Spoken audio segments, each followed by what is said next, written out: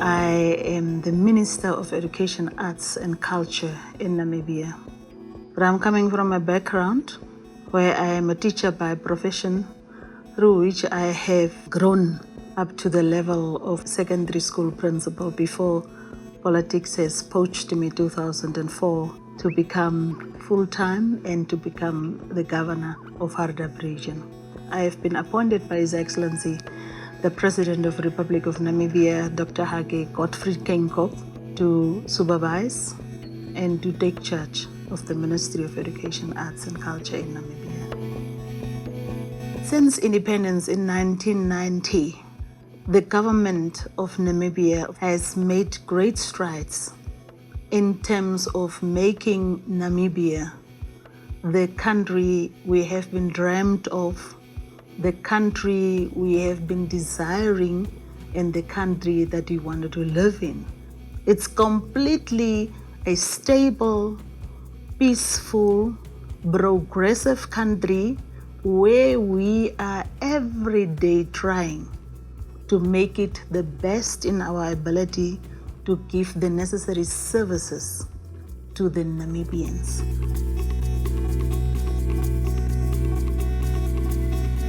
It's not easy when you had a serious disparity in the education system to rectify in 25 years' time the inequalities and the disparities that has been caused by the pre-independence education system. It's not easy.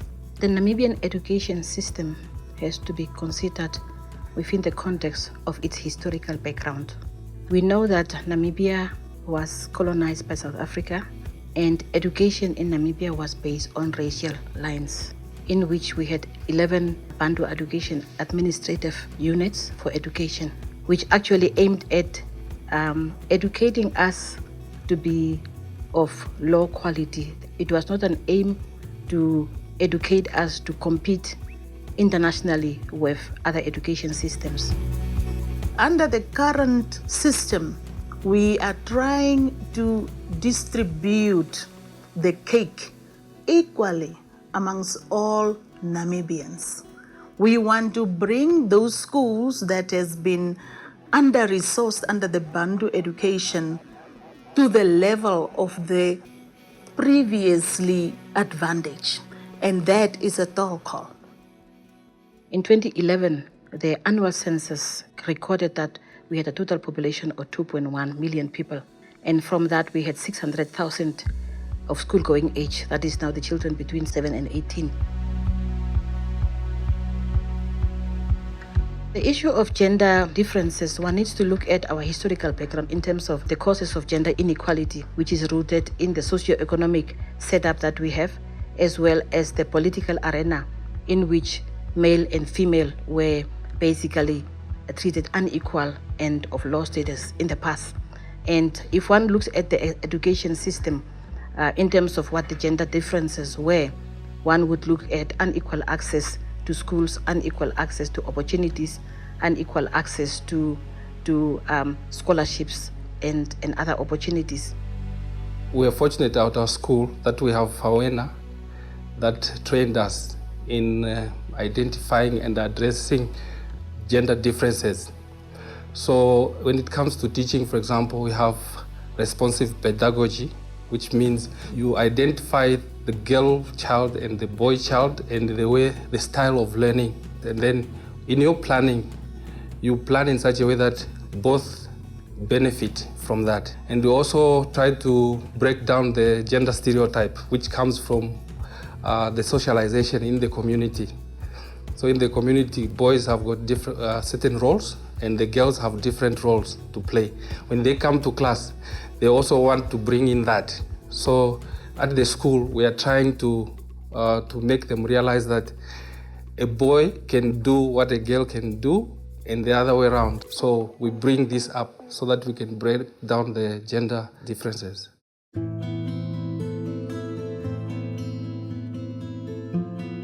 When you are in your classroom, you have to look to the boy child and the girl child in another perspective, because they have been at home, and for the girls, you give them chores like cleaning, washing, cooking, looking after the child. While the boys are washing the cars, they are the one fetching the water, they are the one who can be out until 10 o'clock and nothing happened to them.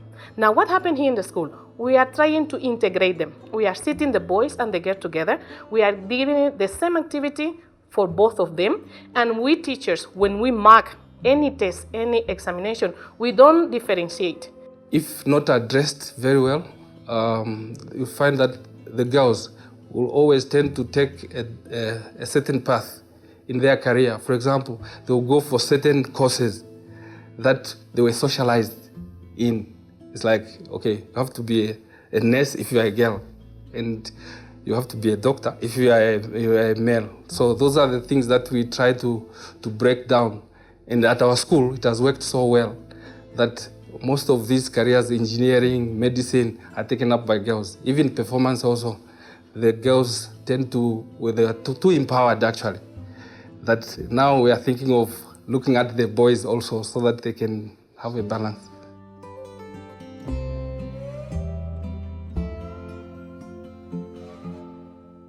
Different factors obviously contributes to the levels of attendance of boys in schools. We have got very, very rural setups in this country also, and we have got cultural and traditional influences. And all those issues are influencing the levels of attendance of boys and girls. But what I can say in terms of enrollments, it has improved a lot over the 25 years that we are independent in this country. You will see that the attendance of the girls seems to be better in some instances than the boys, but also in other instances, and it's because this disparity will be not the same in all the regions. That's because of the socio-economic influences. The attendance levels generally, with the introduction of the universal primary education, has also improved a lot, and we are seeing a balance. Although dropouts seems to be still be a challenge, equally girls more with teenage pregnancies, and for the boys, depending on the movements of the parents, but also because of the cultural influences of they have to be taken out of school to be cattle headers. Those phenomena are still challenging us.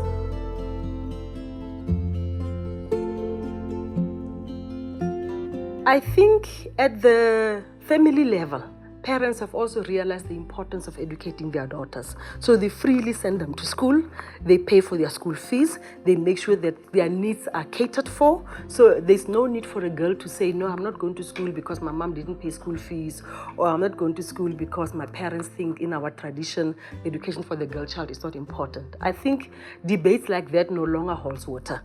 At the family level, there is a recognition to educate the girl child. And I sense that there's a lot of drive also among girls to want to succeed in schools. I feel it here on campus. When you look during graduations, you can literally hand count how many boys have graduated.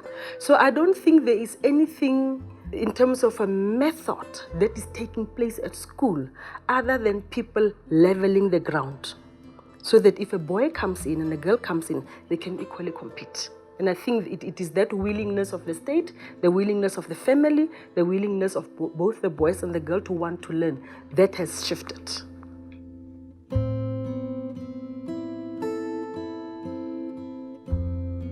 But one can see gladly, having reviewed our performance since independence, that we have addressed gender-based inequality.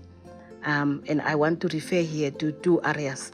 One is in terms of net enrollment, where you have seen consistently girls has actually enrolled higher.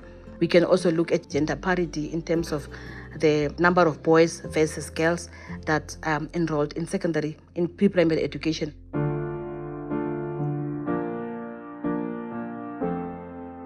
Students graduate and they enter the market. They know very little about this gender differences and how to handle them. So it becomes a problem in classrooms also, even in their surroundings. So I think the higher institutions of learning must incorporate this gender seriously in the curriculum so that when they come, they found multiculture and gender differences and how to address them. Then I think we can move forward. Please don't differentiate between the boy child and the girl child. Just put them together. So you see, once you do that, you have a powerful weapon, and then you can just take education further.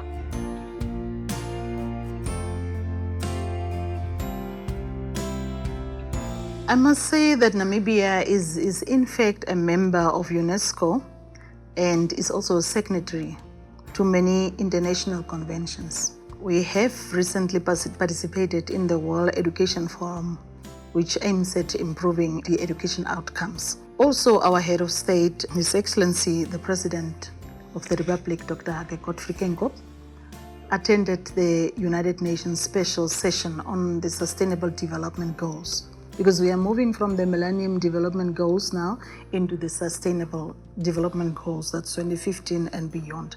We share our experiences and also learn from best practices from other countries. If you don't know something, you don't need to go and reinvent it. You'd be surprised to see that the problems that you're struggling with, other countries have long solved it. So it is important to learn from each other. Obviously, when you adopt a skill or a concept from another country, you don't want to just come and throw it in your own country. You might want to look at social adaptability, the extent to which your own people are accepting.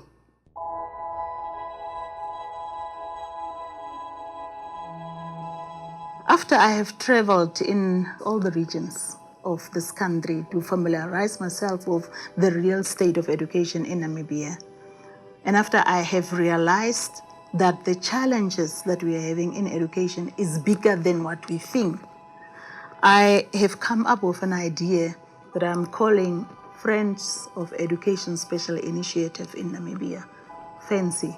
Under that program, we are trying to see how from the side of the private sector, our friends beyond the borders of Namibia, individual Namibians, how we create an arm that can assist us speedily without not necessarily held back by the red tapes and the bureaucracies that we always have in the government system. To see how we can quickly build schools, how we can renovate schools, how can we improve the school feeding program, how can we help that schools are connected so that we can move together with the e-learning and the introduction of ICTs and all those kind of things. So individuals, private and corporate companies needs to come on board, assist us with funding in the specific areas so that on top of what the government budget is for Ministry of Education, there should be a collaborative effort from other individuals so that we can parallel run these programs so that we can easily solve the challenges that we are having in education. The government of Namibia is a signatory to African Child's Rights Charter through AU. We are working very closely with UNICEF, which is our UN agency dealing with children. And we have a number of commitments that we have made ourselves within the context of SADC, within the context of AU, for the girl child and the boy child, for their lives to be improved. We have FAWENA, which is the Forum for the African Educationalists. The minister is the chairperson of that NGO, which is actually located here.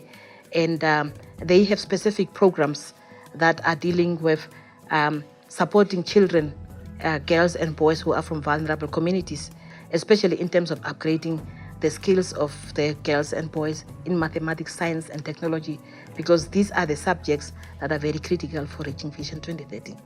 And we are very grateful that we have partners from the UN agencies, from EU, that is supporting us to strengthen our education system. We are about to sign a financing agreement, I think, in 2016, in terms of then strengthening ECD, which is early childhood development, and secondary education and vocational education. Government has invested in Namibia Training Authority, NTA, in order to make vocational education to be a stream. Not only that we should encourage children to go for the academic stream, but also the vocational stream, because that's what will build the skills and will give skilled labor for us to reach Vision 2030.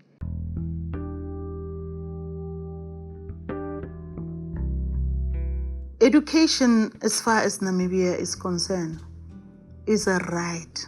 And the government of the Republic of Namibia is doing everything in her power to ensure that we are moving towards educated Namibian society. And what we are busy with is to encourage all the Namibians, is to open up the understanding of all the Namibian children and the Namibian society that education is the foremost tool to alleviate and eradicate poverty. We can give donations, we can receive donations and grants, can be assisted by the world and by any other person. As a person who feels dearly about education, I really think that as a country, we are on the right track. There are gender challenges, of course, that are still very prevalent in terms of gender-based violence, in terms of representation of women and men in positions of power. But again, that's another area where government has proven that it is addressing. If you look at our new government, you would see the president has made 50-50 a reality. You have the president, of course you have the vice president, but you have the prime minister. Women are in higher positions. So government is addressing gender-based inequality in many areas. The best that Namibians can do for themselves is to become educated nation.